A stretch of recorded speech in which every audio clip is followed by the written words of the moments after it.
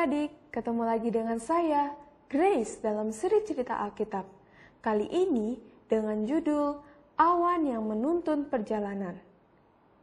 Ayat hafalannya tertulis di dalam Mazmur 119 ayat 10. Dengan segenap hatiku, aku mencari Engkau. Janganlah biarkan aku menyimpang dari perintah-perintah-Mu. Pekabaran, kita menyembah Allah saat kita menurutinya. John sedang menikmati perkemahan musim panas. Dia mempelajari banyak kerajinan yang baru. Dia sangat menyukai kerajinan kulit. Dia mengikuti petunjuk dari pelatih dengan sangat teliti saat dia membuat sebuah dompet kulit yang baru.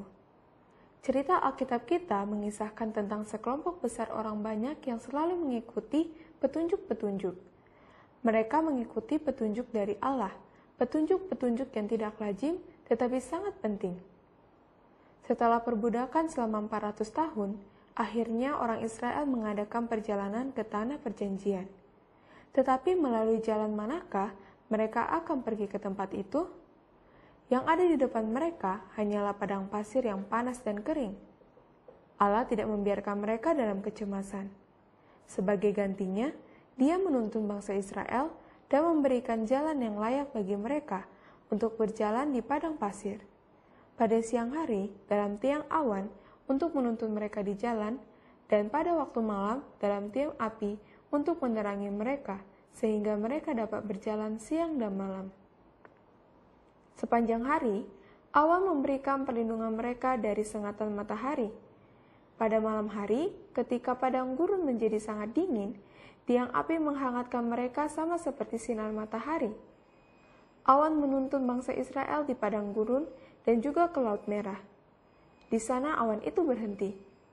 Segera orang-orang Mesir menyadari bahwa ketika orang Israel pergi, maka budak-budak mereka yang selama ini membantu juga hilang. Dalam waktu yang singkat, tentara Firaun berjalan menembus padang pasir. Mereka mau membawa pulang orang-orang Israel. Orang Israel segera melihat satu awan debu yang besar mengikuti mereka dari belakang, dari kemah mereka di tepi laut. Mereka dapat melihat para tentara sedang mendatangi mereka. Apakah yang mereka harus lakukan?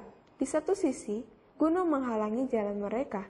Laut Merah yang ada di depan mereka membuat mereka tidak dapat meneruskan perjalanan. Mereka terperangkap dan sangat ketakutan. "Jangan takut," Musa berkata. "Berdirilah teguh dan engkau akan melihat Allah membebaskanmu hari ini." Para tentara Mesir semakin mendekat, tetapi awan penuntun mereka tidak melakukan apapun juga. Awan itu bergerak ke atas dan melewati orang-orang Israel, dan awan itu berhenti di antara orang Israel dan para tentara Mesir. Di satu sisi, itu menjadi awan yang memberikan kegelapan kepada para tentara Mesir. Tetapi pada sisi yang lain, itu adalah api yang menyinari orang-orang Israel. "Beritahukan kepada orang Israel untuk maju terus melewati laut," Allah berkata kepada Musa. Meskipun di depan mereka tidak ada jalan, hanya ada laut yang sangat dalam, orang-orang Israel menurut. Mereka mengumpulkan bawaan mereka dan masuk ke dalam air. "Angkat tokatmu dan rentangkan tanganmu ke atas laut," Allah memerintahkan Musa. Musa menurutinya, dan satu angin yang sangat kencang mulai membelah laut dan membuat jalan yang kering di tengah-tengah laut. Sepanjang malam itu, tiang api memberikan penerangan, dan orang-orang Israel berjalan melewati Laut Merah di tanah yang kering. Satu tembok air di sisi kanan dan kiri mereka menahan air sehingga tidak membasahi mereka. Orang-orang Mesir mengikuti orang Israel ke dalam laut. Segera setelah orang Israel yang terakhir melewati belahan laut itu dengan selamat, Allah kembali berkata kepada Musa, "Rentangkan tanganmu ke atas laut supaya air mengalir kembali." Lalu Musa kembali menurutinya. Maka para tentara Mesir tenggelam di dalam Laut Merah saat air itu bergulir kembali. Betapa satu pesta sukacita yang dialami oleh orang Israel pagi itu di seberang Laut Merah. "Saya akan menyanyi bagi Tuhan, karena Dia harus diagungkan."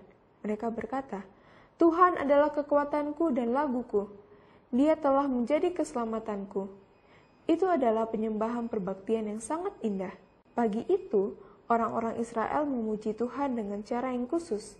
Mereka mau memuji Allah karena telah menyelamatkan mereka. Tetapi jika mereka tidak menurut, maka tidak akan pernah terjadi perayaan sukacita seperti hari itu. Coba bayangkan, Apa yang akan terjadi jika mereka tidak menurut perintah Allah? Penurutan mereka adalah tindakan penyembahan, sama seperti pesta sukacita yang mereka alami pagi itu. Menyembah adalah menghormati Allah. Kita dapat menggunakan suara dan lagu kita untuk menghormati Allah, dan kita juga dapat menghargainya ketika kita melakukan apa yang diperintahkannya.